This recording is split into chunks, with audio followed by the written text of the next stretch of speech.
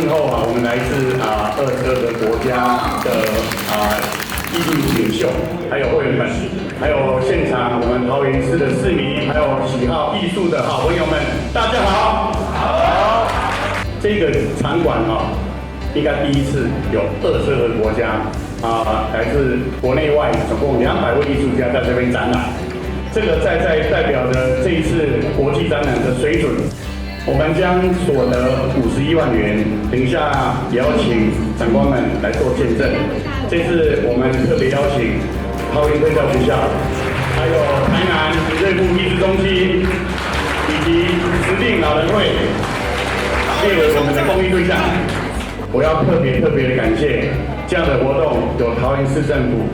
把这个新春最好的档期结合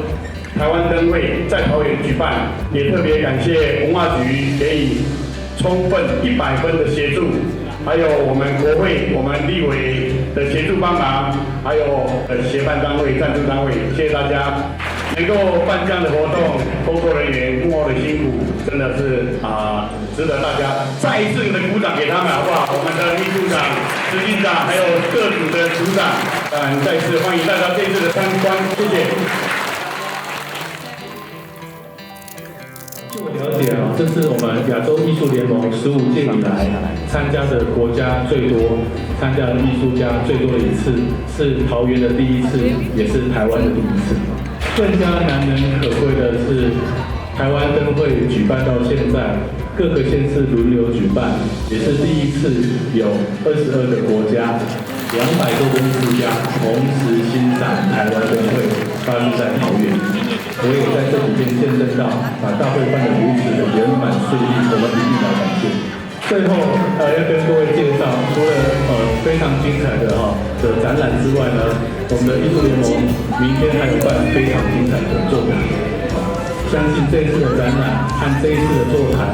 像这一次的分享，在高雄的策展人跟我们的才感生召集人的努力之下呢，绝对是精彩可期。2026年台湾设计展又会在桃园，那期待各位艺术家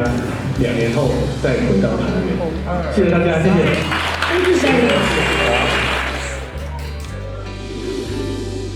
各位，我跟各位报告，我根本不想当策展人，我最大的愿望是当艺术家。当有一天发现自己变不了艺术家的时候，就去当策展人了。历史学家说，万古如长夜，在那夜暗的天空当中，少数闪闪发亮的名字，都是艺术家的名字。你会记得米开朗基罗，你忘了教宗的名字；你会记得罗丹，很抱歉，文化部长的名字被忘了。打破了国家的界限，打破了媒材的分化，打破了文化的隔阂，完全用主题来组织。我们用最崇敬的心情，跟所有来自20几个国家跟地方的将近